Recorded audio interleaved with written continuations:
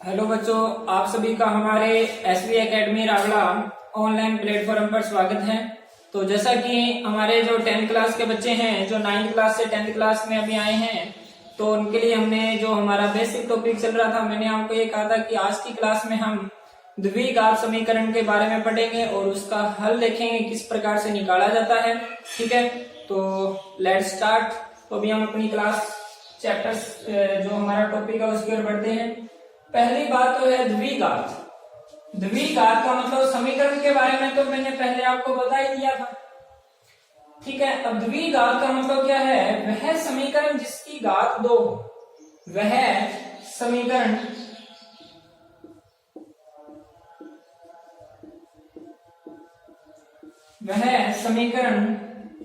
जिसमें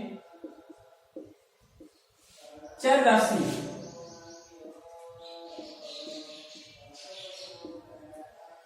राशि की अधिकतम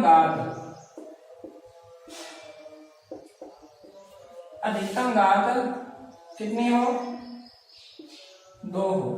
वह समीकरण जिसमें चर राशि की अधिकतम घात कितनी होनी चाहिए बच्चों? 2 होनी चाहिए। उसे हम कौन सी द्विघात समीकरण बोलेंगे? कौन सी समीकरण कहेंगे बच्चों? द्विघात समीकरण। भाई हम अपनी 3-4 क्लासों के अंदर मैंने पहले भी आपको बताया था कि हम बेसिक टॉपिक्स के बारे में पढ़ने वाले हैं। ठीक है, क्यों पढ़ने हैं? ठीक है, आपको पता है क्योंकि यदि आपका बेस नहीं है तो पहले हम अपना बेस स्ट्रॉन्ग करेंगे। ठीक है, उसके बाद हम कोई भी एक चैप्टर लेंगे, उस चैप्टर्स को हम अच्छे से करेंगे ताकि आपको वो चैप्टर्स जो है वो अच्छे से समझ में आए। इसलिए हम सबसे पहले जो बेसिक बातें हैं उनका अध्ययन अच्छे से करने वाले हैं। ठीक है, इससे पिछली क्लास में मैंने आपको यह बताया था कि समीकरण और बहुपद के समीकरण के मूल और बहुपद के शून्य किस प्रकार से निकाले जाते हैं। उसकी पहली क्लास में मैंने आपको परमेय संख्या, अपरिमेय संख्या, वो सब संख्याओं के बारे में बताया था। ठीक है, तो मैंने यहाँ कोई भी द्विघात जो समीकरण है उसका मानक रूप, जो द्विघात समीकरण है उसका मानक रूप बच्चों ये होता है ax² प्लस में bx plus c equal 0। Okay, यहां जो ax² प्लस bx प्लस में c equal 0, where a not equal 0। जो a है वो 0 के बराबर कभी भी नहीं होगा। यदि a 0 के बराबर हो जाएगा तो 0 का गुणा हम x² से करेंगे तो हमें क्या मिलेगा बच्चों? 0 मिलेगा। तो अब वहां एक बात आप नोट करो कि आपके पास x² ही नहीं रहेगा तो वो द्विघात समीकरण थोड़ा ना रहेगा, फिर हमारे पास अकेला ये बचेगा और इसको हम बोलते हैं रेखिक समीकरण। क्या बोलते हैं बच्चों? रेखिक समीकरण। बात समझ में आ रही है आपके? ठीक है, इसे क्या बोलेंगे हम? रेखिक समीकरण। इतना जल्दी से नोट कीजिए, फिर हम आगे बढ़ते हैं।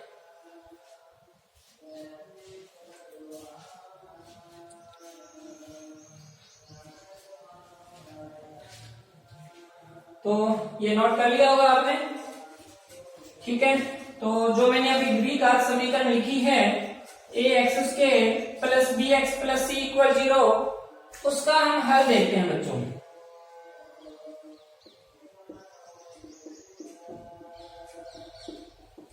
मैंने आपको समीकरण के अंदर ये बताया था कि x की हमें अधिकतम जितनी पावर दे रखी होगी उसके उतने ही क्या आएंगे बच्चों? मूल आएंगे।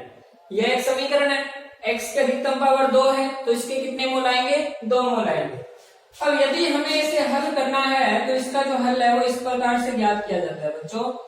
एक फॉर्मूला होता है, क्या लिखा जाता है? x बराबर -b प्लस माइनस रूट में b² माइनस में 4ac बटा में आएगा बच्चों 2a।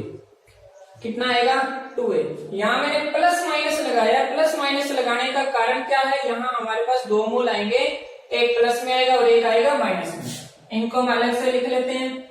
एक तो हमारे पास x बराबर आएगा बच्चों माइनस में -p प्लस रूट में b² माइनस में 4ac बटा में 2a। सेकेंड जो है हमारे पास वो आएगा -b माइनस में रूट में बी स्क्वायर माइनस में 4ac बटा में 2a। ये हमारे पास x की कितनी वैल्यू प्राप्त हुई बच्चों? 2 वैल्यू प्राप्त हुई। ठीक है बच्चों, इसे आप नोट कीजिए। यदि आपको कोई भी द्विघात समीकरण दिखाई दे, आप क्या करो, ये फॉर्मूला उसमें अप्लाई कर दो, आपके पास इसका आंसर आ जाएगा। ध्यान रखना बच्चों, यहाँ a क्या है? एक्स स्क्वायर का गुणांक। a यहाँ क्या है? a जो है वो क्या है? एक्स स्क्वायर का गुणांक। और जो b है, b क्या है? x का गुणांक। b क्या है? x का गुणांक। और c क्या है? अचर राशि। c क्या है बच्चों? अचर राशि। कोई भी हमें अचर राशि दे रखी हो, ठीक है, जल्दी से इसे नोट कीजिए, फिर अपने आगे टॉपिक्स की ओर बढ़ते हैं।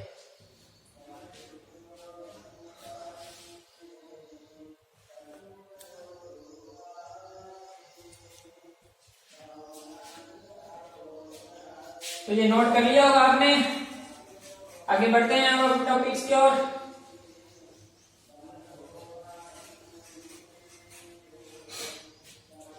अब बच्चों इसमें भी अलग अलग कंडीशनें हैं। देखो पहली इसमें कंडीशन है कि बी स्क्वायर माइनस में 4ac बराबर आ जाए 0 के। सपोज करो यदि आपके पास आप आंसर निकाल रहे हो, बी स्क्वायर माइनस में 4ac की वैल्यू यदि आपके पास 0 आ जाए, क्या आ जाए? 0 आ जाती है, तो हम यहाँ क्या करेंगे बच्चों? हम ये लिखेंगे, तो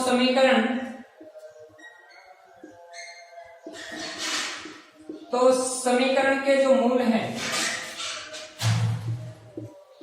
मूल क्या होंगे? बराबर होंगे व वास्तविक। देखो बच्चों, यदि आपको बी स्क्वायर माइनस में 4ac की वैल्यू 0 मिलती है, तो हम ये लिखेंगे कि हमें समीकरण के मूल एक तो बराबर मिलेंगे और दूसरा क्या मिलेंगे बच्चों? क्या मिलेगा? वास्तविक। क्या मिलेगा? वास्तविक।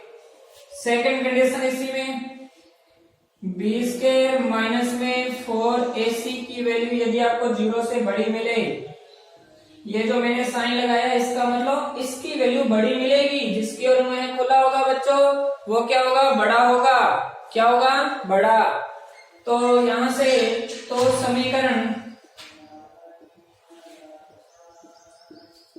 तो समीकरण के जो मूल हैं वो हमें क्या मिलेंगे बच्चों? वास्तविक। क्या मिलेंगे? वास्तविक। तो समीकरण के मूल क्या होंगे बच्चों? वास्तविक। तीसरी इसमें कंडीशन, बी स्क्वायर माइनस में 4ac की वैल्यू यदि हमें 0 से छोटी मिलती है बच्चों, तो क्या होगा? ये काम गड़बड़ हो जाएगा। काम गड़बड़ क्यों? तो समीकरण के मूल काल्पनिक मिलेंगे बच्चों। क्या मिलेंगे? काल्पनिक। बात समझ में आई बच्चों? यदि आपके पास बी स्क्वायर माइनस में 4ac की वैल्यू यदि 0 से बड़ी आए तो वास्तविक मूल, यदि छोटा है तो काल्पनिक। काल्पनिक का मतलब क्या है बच्चों? वो समझिए। यदि आपके पास रूट में -2 आ जाए, रूट में -3 आ जाए, रूट में -4 आ जाए, रूट में -6 आ जाए, इस प्रकार की वैल्यू सपोज करो यदि आपके पास आ रही है, ठीक है, तो आपको जो रूट मिलने वाले हैं आप नीचे लिख लीजिए। कंडीशन क्या बनेगी कि हमें समीकरण के मूल जो है वो बच्चों क्या मिलेंगे? वास्तविक नहीं मिलेंगे। क्या मिलेंगे? काल्पनिक। क्या मिलेंगे? काल्पनिक मिलने वाले हैं। ठीक है बच्चों, इतना नोट कीजिए, काफी इंपॉर्टेंट है ये। फिर हम अपना कोई एक एग्जाम्पल लेते हैं, उस एग्जाम्पल के थ्रू जो है हम समझते हैं कि समीकरण के रूट किस प्रकार से निकाले जाते हैं।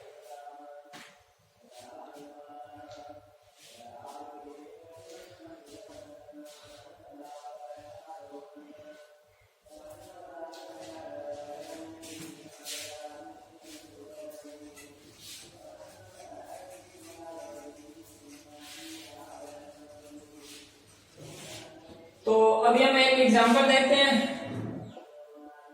एग्जांपल मैंने क्या लिखा? 2x² प्लस में 6x प्लस में 9 इक्वल 0। ये मैंने एक द्विघात समीकरण दी बच्चों आपको, ठीक है। इस द्विघात समीकरण के हमने निकालने हैं रूट। क्या निकालने हैं? रूट निकालने हैं, ठीक है। तो रूट कैसे निकालेंगे?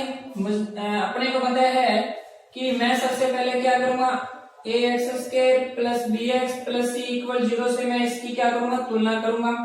मेरे पास यहाँ से a की वैल्यू कितनी निकल के आएगी बच्चों, 2, b की कितनी आएगी, x का गुणांक देखिए जल्दी से 6 है, c की वैल्यू कितनी आएगी बच्चों, 9 आएगी। हमें पता है कि हमारे पास फॉर्मूला क्या है, -b प्लस माइनस रूट में b² माइनस में 4ac डिवाइड में कितना आएगा बच्चों, 2a। यहाँ ओवरऑल ये सबकी सब वैल्यू लिख के रखेंगे, फिर अपना आंसर फाइंड करेंगे कि क्या आने वाला है। तो x बराबर -b, b की वैल्यू क्या है बच्चों, 6 है, तो मैंने यहाँ 6 का 6 लिख दिया, प्लस माइनस रूट में b की स्क्वायर यानी 6 की स्क्वायर माइनस में 4a, a की वैल्यू 2 है, गुणा में c की वैल्यू हमारे पास है 9। कितनी है बच्चों, 9, ठीक है। डिवाइड में क्या है बच्चों, 2a, 2 मल्टीप्लाई में a की वैल्यू क्या बच्चों, 2, ठीक है। इसको जब हम हल करेंगे बच्चों, माइनस में 6 प्लस माइनस रूट में कितना आएगा, 6 की स्क्वायर कितना है, 36, माइनस में 4 दूनी 8, 9 है 72 यानी 72, डिवाइड में कितना आएगा बच्चों, 4। अब आप यदि 36 में से 72 जाएगा तो 36 नहीं आएगा, किसका आएगा, प्लस का क्या माइनस का, माइनस का। तो हमारे पास माइनस में 6 प्लस रूट में कितना आया बच्चों, माइनस का 36 बटा में कितना आया, 4। तो आप मुझे ये बताइए कि समीकरण के जो मूल आएंगे बच्चों वो क्या आने वाले हैं, काल्पनिक। यहां लिख दोगे कि समीकरण के जो मूल हैं वो क्या आएंगे, काल्पनिक। क्या आएंगे, काल्पनिक। इसको इंग्लिश में बोले तो इमेजिनरी। ओके बच्चों, ये हमारा एग्जाम्पल है। मैंने ये एग्जाम्पल क्यों लिया, क्योंकि आपको समझ में आए कि काल्पनिक रूट कब लिए जाएंगे और वास्तविक कब आएंगे, ठीक है। यदि मैं यही कंडीशन चेंज करता हूं, यहां मैंने लगा दिया 9, ठीक है, कितना लगा दिया, 9 लगा दिया, यहां मैंने लगा दिया बच्चों 6। अब आप इसके रूट फाइंड करके देखना घर पर, अच्छे तरीके से चेंज हो जाएगा सारा का सारा सिस्टम। किस प्रकार से, यहाँ 9 आ जाएगा, यहाँ 6 आ जाएगा, 9 की स्क्वायर करोगे यहाँ 81 आएगा, यहाँ आएगा 4 दूनी 8, ठीक है, 8 इंटू 6 करोगे तो 8 से 48, तो 81 में से 48 जाएंगे तो प्लस का आंसर आने वाला है। तो रूट आपके पास क्या आएंगे, उसके वास्तविक। ट्राई करके देखना आप, ठीक है, अच्छे से। और यहाँ इस पर्सन के अकॉर्डिंग आपके पास यहाँ कितना है बच्चों, 6 है, और यहाँ कितना है, 9 है, ठीक है। तो टर्म चेंज करके देखना भैया, यहाँ 9 लिखना, यहाँ पे 6 लिखना, ठीक है। तो आज की क्लास में हम बस इतना ही पढ़ेंगे, ठीक है। धीरे धीरे हम अपने चैप्टर्स की ओर बढ़ रहे हैं, ठीक है। जो बेसिक बातें हम अच्छे से सीख रहे हैं, कोई भी क्लास मिस मत कीजिए, ठीक है बच्चों। जल्दी से इसे नोट कीजिए और कॉपी पर अच्छे से नोट्स तैयार कीजिए।